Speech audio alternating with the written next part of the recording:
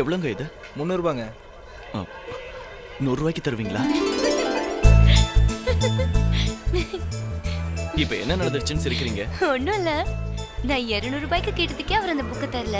நீங்க 100 ரூபாய்க்கு கேட்டதை பார்த்த உடனே எனக்கு சிரிப்பு வந்துருச்சு. உங்களுக்கு கொடுக்க மாட்டேன்னு சொன்னவரு என்ன பார்த்ததும் கொடுக்கலாம் இல்லையா? கொடுத்தா சந்தோஷம் தான், வாங்கிக்கோங்க.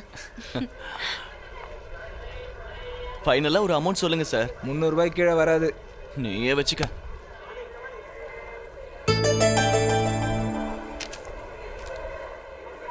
ஹலோ, இந்த டிக்கெட் உங்களுதா? ஆமாங்க, இந்ததான். தேங்க்ஸ். புக்கு கடையில மறந்து வச்சிட்டேன். அந்த புக்கு உங்களுக்கு அவ்வளோ இம்பார்ட்டண்டா? ஆமாங்க, நாளைக்கு எக்ஸாம்க்கு யூஸ் ஆகுமேனு தான். ஓ, ஐஏஎஸ்ஸா? அப்ப அதை வாங்கியிருக்க வேண்டியதானே? வாங்கியிருப்பேன், ஆனா 300 ரூபாய்க்கு கம்மியா கொடுக்க மாட்டேன்ட்டாரே. சரி, 200 ரூபாய்க்கு வாங்கிறதுக்கு நீங்க ரெடி தானே? ஆ சரி, அந்த 200 ரூபாயை கொடுங்க, நான் போய் வாங்கிட்டு வந்துடுறேன். நீங்க உள்ள போய் உட்காருங்க, நான் புக் வாங்கிட்டு 2 நிமிஷத்துல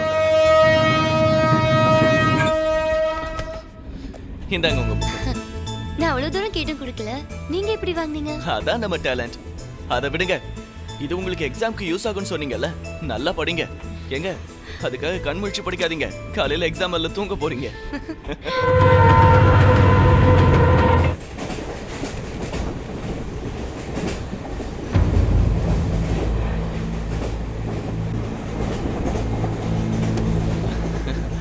அது நீங்க தூங்கிட்டு இருந்தீங்களேன்னு சும்மா பாத்துக்கிட்டு இருந்தேன். நீங்க புக்க சும்மா பார்த்துட்டு இருந்த மாதிரி தெரியலையே. நான் கூட ஐஏஎஸ் எக்ஸாம் எழுதி தான் போயிட்டு இருக்கேன். என்னால நம்பவே முடியலைங்க. எதுக்கா இந்த விஷயத்தை என்கிட்ட மறைச்சீங்க? நீங்க தானங்க நம்பவே முடியலன்னு சொன்னீங்க, அதனால தான் மறைச்சேன். எங்க அப்பா கலெக்டர் ஆஃபீஸ்ல பியூனா ஒர்க் பண்றாரு. நான் ஐஏஎஸ் படிக்கிறேன்னு சொன்னா எல்லாம் சிரிக்கிறாங்க. அன்னைக்கு தாங்க இந்த முடிவுக்கு வந்தேன், யார்கிட்டயும் இந்த விஷயத்த சொல்லக்கூடாதுன்னு. ஐஏஎஸ் படிக்கணுங்கிறது தான் என்னோட லட்சியம். என்ன மாதிரி ஆளுங்களால இவ்வளவு ரூபாய் கொடுத்து வாங்க முடியாது. அந்த புக் ஸ்டால்ல இருக்கும்போது நீங்க ஐஏஎஸ் படிக்கிறதா சொன்னீங்க இல்லையா, அதான் நீங்க தூங்குற நேரத்திலேயாவது படிக்கலாம்னு நினைச்சு நீங்க கொடுத்த 200யும் நான் வச்சிருந்த 100யும் வச்சு இந்த புக்கை வாங்கினேன்.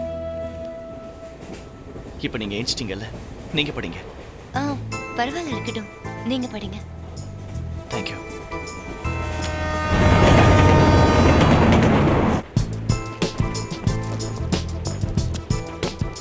என்னங்க என்னங்க, எழுந்துருங்க எழுந்துருங்க. சரியான தூக்கம் போல இருக்கு. அதுக்குள்ள ஃப்ரெஷ் ஆயிட்டு ரெடி ஆயிட்டீங்க போல இருக்கு. அதுவா, அங்க போய் ரெடி ஆகணும்னா இப்படியும் ஒரு ரூம் போட்டாக்கணும்ல. ரூமுக்கு வேற அனாவசிய செலவு. எதுக்குன்னு தான் இங்கேயே ரெடி ஆயிட்டேன். நான் எல்லா விஷயத்திலயும் பிளானிங்கா இருப்பேங்க. சரிங்க, நானும் ரெடி ஆயிட்டு வந்துடுறேன். சீக்கிரம் வந்துருங்க, ஸ்டேஷன் வரப்போகுது. இப்படிதான் சூர்யா எனக்கு அறிமுகமானாரு. நாங்க 2 பேரும் எக்ஸாம் எழுத போனோம். அங்க யாரையோ போலீஸ் ஸ்டேஷனுக்கு கொண்டுட்டதா ரவுடிங்க கலட்டா பண்ண ஆரம்பிச்சாங்க.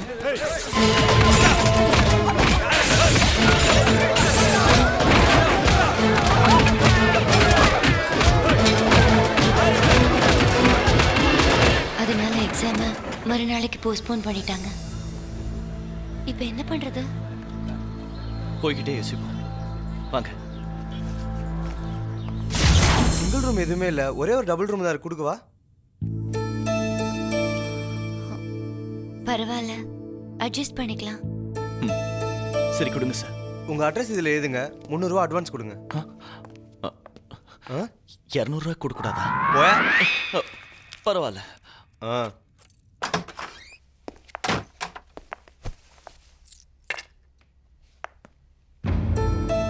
One second.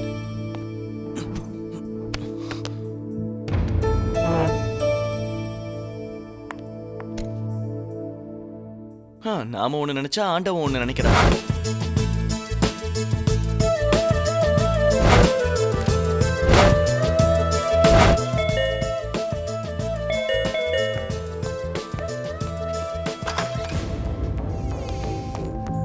எந்த ஊர் தம்பி? மதுரை சார். ஏன் அங்க லாட்ஜி இல்லையா? இங்க வந்து ரூம் போட்டுருக்க? சரி சரி, ஸ்டேஷனுக்கு வா, பேசிக்கலாம். சார், நீங்க நினைக்கிற மாதிரி எதுவும் இல்ல சார், நாங்க படிக்க வந்திருக்கோம். அது யார், பொண்டாட்டியா? இல்ல சார், என் ஃப்ரெண்ட். ஃப்ரெண்டா? ஃப்ரெண்டு கிட்ட தான் இந்த வயசுல எல்லாத்தையும் கேட்டு தெரிஞ்சுக்கணும். வா. படிக்க வந்திருக்கோம் சார். எக்ஸாம் இருக்கு சார், ப்ளீஸ் சார்.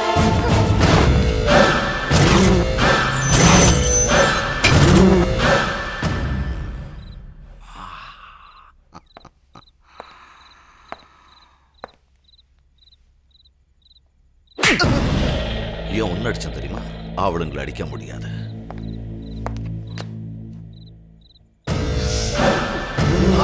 ஃப்ரெஷ்ஷா இருக்கு. இந்த தொழிலுக்கு நீ புதுசு போல இருக்கு. சார் நாங்க எக்ஸாம் எழுத வந்திருக்கோம். அப்பப்பப்பப்பப்பப்பா. இந்த தொழிலுக்கு இப்பெல்லாம் எக்ஸாம் கூட வைக்கிறாங்களா? சார் நீங்க தப்பா நினைச்சிட்டு இருக்கீங்க. நான் தப்பா நினைச்சுக்கிட்டு இருக்கேனா? நீ எக்ஸாம் எழுத வந்தேன்னு சொல்லுவ, அதை நான் நம்பணும். காரணம் ரொம்ப நல்லா சொல்ற. ஒரு நிமிஷம் இருங்க சார். சார் நிஜமாவே நாங்க எக்ஸாம் எழுத தான் வந்தோம். எங்களை நம்புங்க sir. Sir 1 second sir. Sir இத பாருங்க சார், ஹால் டிக்கெட். எக்ஸாம் எழுத தான் வந்திருக்க? ஆமா சார். IAS. ஆமா. எனக்கு அப்ப வைக்க வந்திருக்கேன்னு சொல்லு. இந்த மாதிரி ஹால் டிக்கெட்ஸ் உனக்கு எத்தனை வேணும்டா?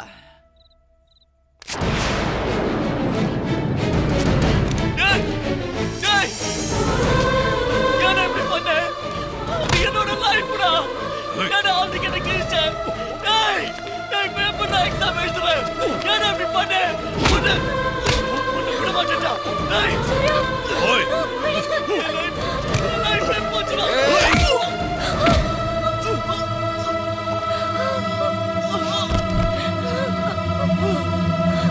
செல்ல போடு.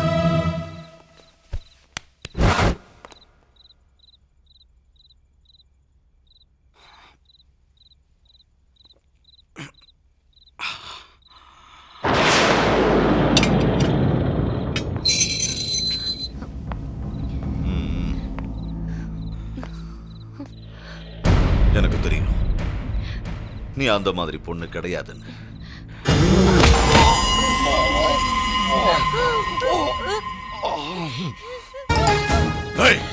போட்டோகிராஃபர் வர சொல்லா.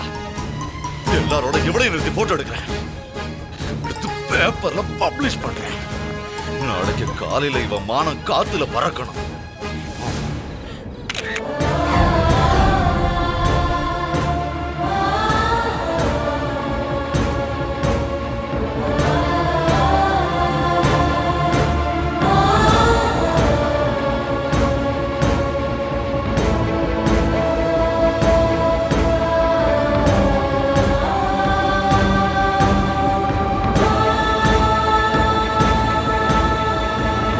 விபச்சார வழக்கில் கைது செய்யப்பட்ட சூர்யா, ஜோதி ஆகிய இருவரும் IAS எக்ஸாம் எழுதுவதற்காகத்தான் வந்தார்கள் என்பது உறுதி செய்யப்பட்டதால் அவர்கள் இருவரையும் இந்த கோர்ட் நிரபராதி என்று விடுதலை செய்கிறது.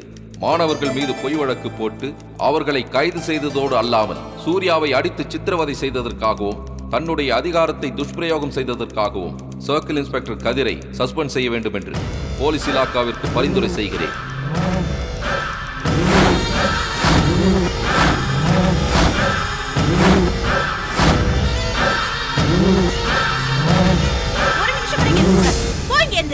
பேப்பர்ல ஒரு லட்சணத்தை பார்த்துட்டு இங்க இருக்கிறவங்க எல்லாம் என் முகத்துல காரை துப்பாதான் குறை. நான் எந்த தப்பும் செய்யல சித்தி.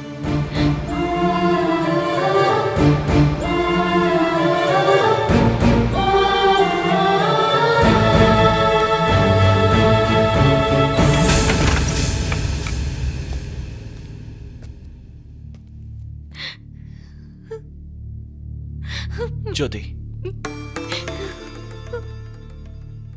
வா, எங்க வீட்டுக்கு போலாம்.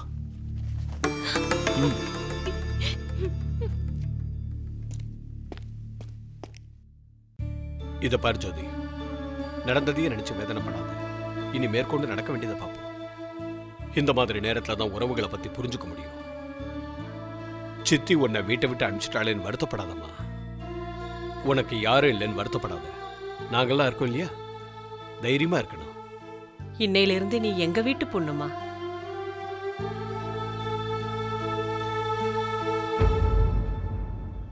அன்னையில இருந்து நான் சூர்யா வீட்லயே தங்கிட்டேன்.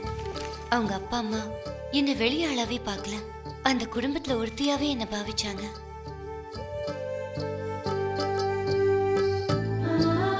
ஜோதி, இந்த அப்ளிகேஷனை ஃபில் பண்ணு. 1 மைல் தூரத்துக்கு கியூ நிக்குது. அங்க நின்னு இதை வாங்குறதுக்குள்ள போதும் போதும் ஆயிடுச்சு. இதென்ன ஒரே ஒரு அப்ளிகேஷன் இருக்கு? ஒரு வீட்டுக்கு ஒரு கலெக்டர் போறாதா?